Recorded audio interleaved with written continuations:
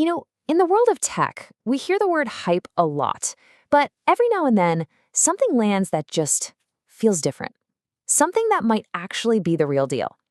Today, we're going to dig into one of those moments, and it all revolves around a new piece of software called OpenClaw. So let's just start with a claim that is so big, it's almost hard to wrap your head around. And look, this isn't from some tech blogger or a random analyst. This is Jensen Huang, the CEO of Nvidia, the company literally powering the entire AI revolution.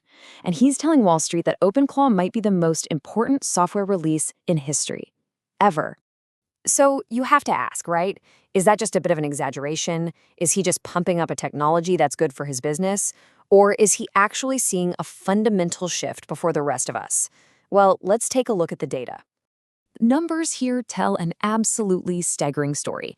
This chart, it's showing GitHub stars. That's kind of like the key metric for developer excitement. Now, projects that are the backbone of our digital lives, like Linux, took 30 years, 30, to hit this level of popularity. OpenClaw, it got there in 3 weeks. That's not just fast, that's a whole new record. We're talking about the fastest growing open source project ever. This kind of insane growth, it's about more than just a new tool for coders. It's really signaling a much deeper shift, what a lot of people are calling the true beginning of the agent era of AI. So what in the world is agentic AI? Well, think way beyond your simple chatbot. This isn't about an AI waiting for you to type in the next command. No, this is about giving an AI a complex goal, something like plan my entire family vacation or research all of my top competitors. And then it just goes. It breaks down the problem, it finds the right tools, and it executes the whole plan, all on its own. And here's why the context is so important. Remember, Jensen Huang didn't say this at some geeky tech conference. He said it to Wall Street. The message he was sending was crystal clear. Hey, this isn't just a niche trend for developers anymore. Personal AI agents are now a real, serious, investable business. This also plugs right into his bigger vision of what he calls a token economy. He thinks AI tokens, those little bits of data the models chew on, are becoming a new kind of digital commodity, a whole new way to measure economic work. And with these new agents that can actually do stuff, he's saying that this theoretical economy is becoming very real, very, very fast. And you know what? This is not just a Silicon Valley thing. The excitement around OpenClaw has kicked off this global frenzy. It's a race where nobody wants to get left behind. Just look at China. The pace there is absolutely incredible. At a recent hackathon, developers were showing off projects that feel like they're straight out of science fiction. We're talking about things like an AI-powered Tinder where your agent goes on dates for you, or an automated recruiting site where a company's agent interviews a candidate's agent. The corporate reaction over there is also super telling. China's biggest tech companies, Baidu, Alibaba, Tencent, they all immediately started offering OpenClaw to their customers.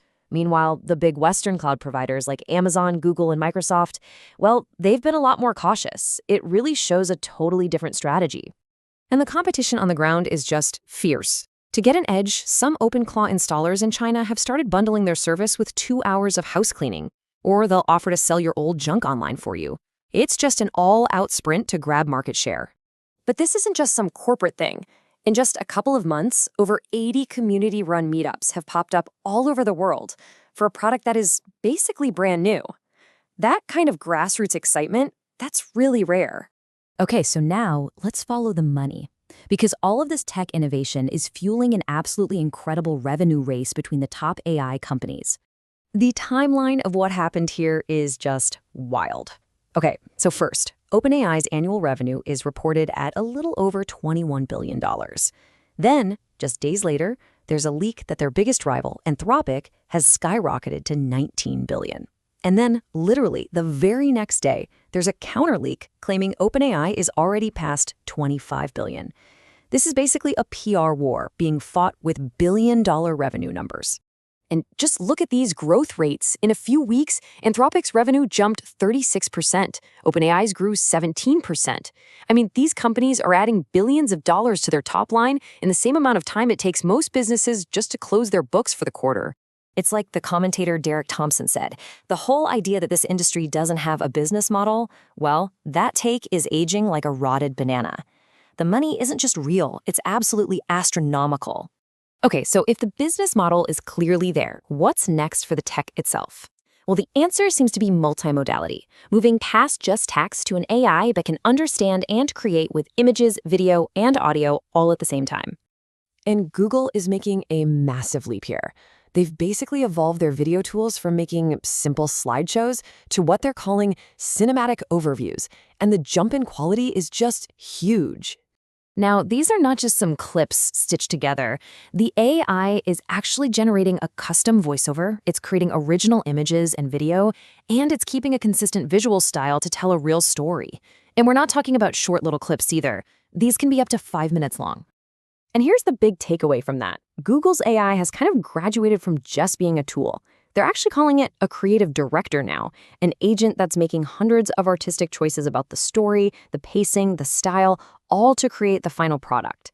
So let's just pull this all together. We've seen AI acting as an autonomous developer with OpenClaw. We've seen it as this massive economic engine in the revenue race, and now we're seeing it as a creative director with Google's new tech. Which really brings us to the final and kind of unavoidable question. As AI's abilities are expanding at this absolutely dizzying speed, what roles are left that it can't fill? The lines are blurring faster than any of us expected.